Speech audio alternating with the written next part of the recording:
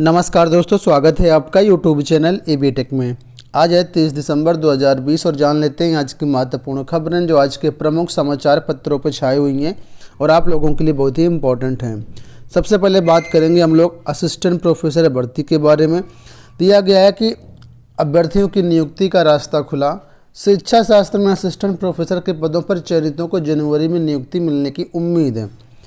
काफ़ी दिनों के धरना प्रदर्शन के बाद असिस्टेंट प्रोफेसर भर्ती 2016 की जो भर्ती थी उसके लिए शिक्षा शास्त्र के जो अभ्यर्थी थे उनके धरना प्रदर्शन के बाद नियुक्ति प्रक्रिया इनकी शुरू हो गई है।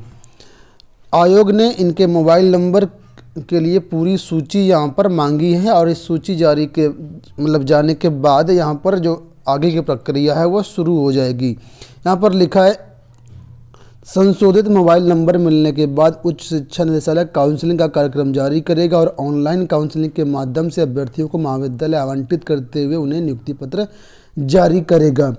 होता ये है दोस्तों कि बहुत सारे अभ्यर्थियों के मोबाइल नंबर बदल जाते हैं, तो आयोग पहले सभी अभ्यर्थियों के मोबाइल नंबर की सूची मांगता है, क्या संशोधित मोबाइल नंबर है, उसके बाद आगे काउंसलिंग का कार्यक्रम जारी करता है। तो ये प्रक्रिया शुरू हो गई है, अब बहुत जल्दी इनकी नियुक्ति हो जाएगी। हालांकि नियुक्ति अब जनवरी में ही मिलेगी। अगली अपडेट की बात कर लेते हैं दोस्तों। एसएससी से शानदार पदों पर भर्तियों का नोटिफिकेशन जारी हो गया है। एसएससी सीजीएल ने कंबाइंड ग्रेजुएट लेवल परीक्षा के लिए 6506 पदों पर भर्ती के लिए जो ऑनलाइन आवेदन है स्टार्ट हो चुके हैं। कल 29 दिसंबर से ये ऑनलाइन फॉर्म हमारी वेबसाइट governmentjobcenter.com पर अवेलेबल है। वहाँ से आप इसका नोटिफिकेशन भी डाउनलोड कर सकते हैं, साथ में ऑनलाइन आवेदन भी कर सकते हैं। यहाँ पर मोस्टली जो पद हैं ग्रेजुएट पास के लिए हैं, चाहे बीए किया हो, चाहे बीएससी किया हो, बीकॉम किया हो, बीटेक किया हो, किसी भी स्ट्रीम से किया हो, आप यहाँ पर फॉर्म भर सकते हैं। और बहुत ही शानदार ये नौकरी है। यहाँ पर ग्रुप बी के यहाँ पर जो है वो 3513 पद हैं और ग्रुप सी के 2743 पद हैं। कुल मिलाकर के 6506 पदों पर भर्तियाँ हो रही हैं।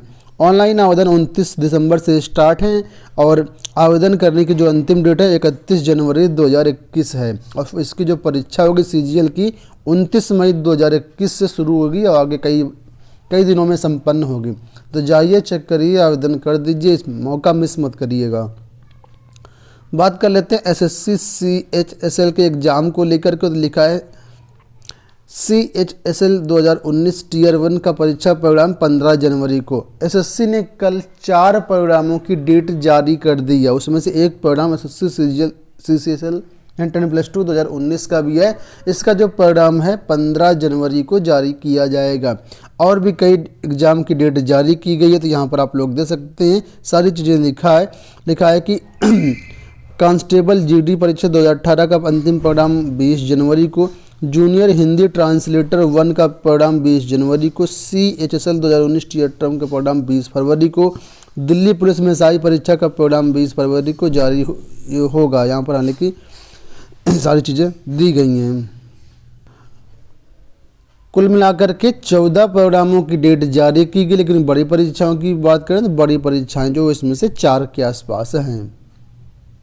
यहाँ पर देख सकते हैं लिखा है एसएससी जनवरी में देगा रोजगार की सौगात। कुल मिलाकर के 14 परिणामों की जो डेट एक्सपेक्टेड डेट है वो जारी कर दी गई है। आप लोग आयोग की साइट से इसको डाउनलोड कर सकते हैं या फिर यहाँ पर चेक कर सकते हैं। सारी चीज़ें यहाँ पर लिखी गई हैं। बात कर लेते हैं रेलवे एनटीपीसी परीक्षा को लेकर के। लिखा है एनटीपीसी परीक्षा में दूसरे दिन 6994 अभ्यर्थी अनुपस्थित। इस समय आरआरबी एनटीपीसी की परीक्षाएं चल रही हैं। यहाँ पर प्रयागराज की अपडेट की प्रयागराज में मंगलवार को जो परीक्षा हुई उसमें इतने अभ्यर्थी अनुपस्थित पाए गए। बात कर लेते हैं टीजीटी पीजीटी 2020 रिजल्ट और साक्षात्कार को लेकर के। तो आप देख सकते हैं लिखा है प्रतियोगियों ने घेरा चयन बोर्ड, नहीं दिया गया ठोस आश्वासन। इसका डिटेल्ड वीडियो हमने चैनल पर कल बनाया हुआ है, आप लोगों ने देखा होगा। उसी की सारी अपडेट यहाँ पर दी गई है कि चयन बोर्ड ने कोई ठोस आश्वासन नहीं दिया कि कब विज्ञापन जारी हो, कब रिजल्ट हो आएगा, कब साक्षात्कार शुरू होंगे।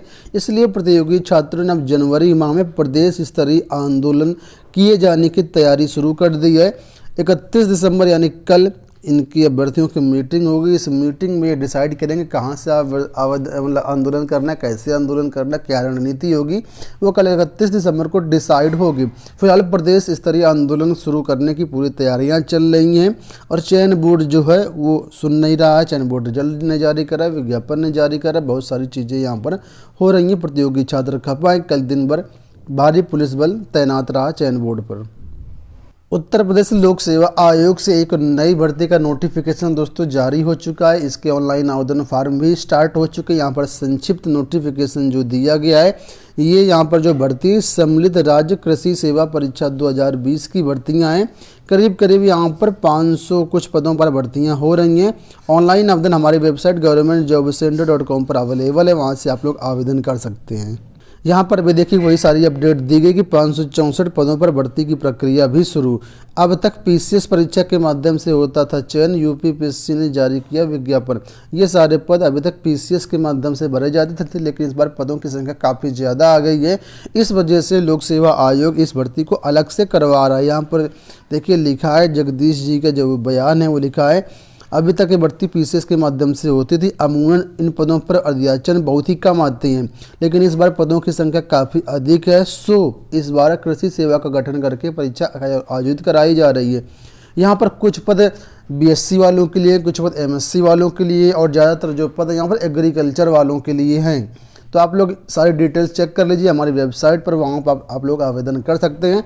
परीक्षा का पैटर्न वही है जो अभी तक जीआईसी लेक्चर का हुआ था और जो पीसीएस का होता है, लेकिन पीसीएस में मुख्य परीक्षा में कई सारे पेपर होते हैं। यहाँ पर कई सारे पेपर नहीं है, सिर्फ 2 पेपर हैं, एक हिंदी ऐसे वाला और दूसरा जो पेपर है वो आपका सब्जेक्ट वाला। इसी तरह प्रारंभिक परीक्षा जैसे लेक्चरर की प्रारंभिक परीक्षा सेम टू सेम उसी तरीके से, लेकिन यहाँ पर भी दूसरा जो पेपर है वो सब्जेक्ट से संबंधित होगा। तो सारी डिटेल्स आप लोग यहाँ पर चेक कर सकते हैं हमारी वेबसाइट पर। इसमें से 2 प्रकार के पद हैं, पहला पद है ग्रुप ए का और दूसरा पद है ग्रुप बी का। ग्रुप ए में 2-3 पद हैं और ग्रुप बी में 5-6 पद हैं। तो ग्रुप ए वाले जो पद हैं उनमें इंटरव्यू होगा, ग्रुप बी वाले जो पद है उनमें इंटरव्यू नहीं होगा। तो आप लोग आवेदन करने के लिए विजिट करें governmentjobcenter.com। बात कर लेते हैं अगली अपडेट की। तो यहाँ पर अगली जो अपडेट है एमपी में कांस्टेबल भर्ती को लेकर के है। एमपी में कांस्टेबल की जो भर्ती है 4000 पदों पर भर्तियाँ हो रही हैं। 18 से 33 आयु सीमा है।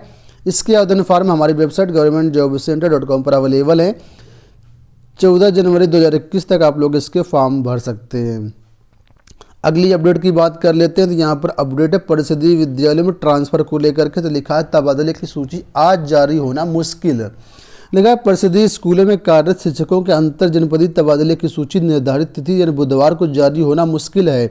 बेसिक शिक्षा अधिकारियों ने शिक्षकों के आवेदन पत्र सत्यापित करने के बाद पोर्टल पर मंगलवार सुबह तक लॉक किया, यानी कल सुबह तक आवेदन पत्र लॉक किए गए। इस वजह से एनआईसी को इसमें थोड़ा प्रोसेसिंग में टाइम लगेगा। अब यहाँ पर लिखा है सूत्रों के अनुसार 3 जनवरी तक तबादला सूची जारी होने की उम्मीद है। फिलहाल अगर ये सूची जारी हो जाएगी तो हमारी वेबसाइट governmentjobcenter.com पर आपको अवेलेबल हो जाएगी शाम तक। नहीं जारी होती है तो जब भी जारी होगी तो हमारी साइट पर आपको अवेलेबल हो जाएगी। बात कर लेते हैं अगली अपडेट की। तो यहाँ पर अपडेट है परिषदीय विद्यालय खोलने के संबंध में।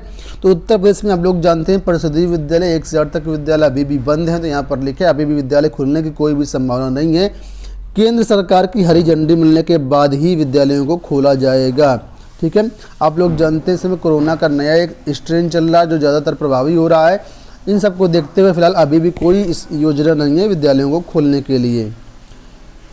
बात कर लेते हैं डीएलएड की। डीएलएड 2020 के जो एडमिशन है अभी तक शुरू नहीं हो पाए, ऑनलाइन फॉर्म भी नहीं आ पाए। इस वजह से यहाँ पर डीएलएड जो सत्र शून्य होने के कगार पर है। वही यहाँ पर लिखा है कि प्रदेश में बीएड 2020 के दाखिले कराए गए, प्रवेश परीक्षा हुई, काउंसलिंग करा दी गई।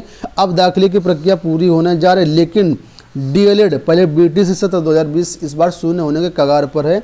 असल में यहाँ दाखिले की प्रक्रिया शुरू हुई नहीं की गई, जबकि डीएलएड में सिर्फ मेरिट के आधार पर प्रवेश लिए जाते हैं।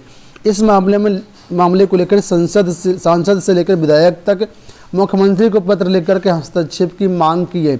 इन प्रतिनिधियों का कहना है कि सत्र शून्य होने की स्थिति में इन संस्थानों में पढ़ाने वाले हजारों शिक्षकों की आर्थिक स्थिति खराब हो गई है। तो फिलहाल डीएलएड सत्र इस बार शून्य होने के पूरे आसार हैं। बात कर लेते हैं 69,000 शिक्षक भर्ती को लेकर। दोस्तों 69,000 शिक्षक भर्ती मामले में एक बड़ी अपडेट निकल के आ रही है कि यहाँ पर लिखा बीएड लीगल टीम ने 22,000 सीट को वर्तमान शिक्षक भर्ती में जोड़ने के लिए सुप्रीम कोर्ट में दाखिल की याचिका। 22,000 सीटों को दोस्तों 69 शिक्षक भर्ती में जोड़ने के लिए सुप्रीम कोर्ट में याचिका दाखिल कर दी गई है और बहुत जल्द एक दूसरी रिट भी दाखिल की जाएगी। तो जो भी इसमें शामिल होना चाहते हैं तो अपने संबंधित व्यक्तियों से संपर्क कर सकते हैं। ठीक, अखिलेश शुक्ला की तरफ से रिपोर्ट लगाई गई और यहाँ पर देख सकते हैं ये डायरी नंबर भी है, Vinod Kumar Singh versus the state of Uttar Pradesh, diary number ये है और यहाँ पर केस नंबर आप लोग सारी चीज़ें देख सकते हैं।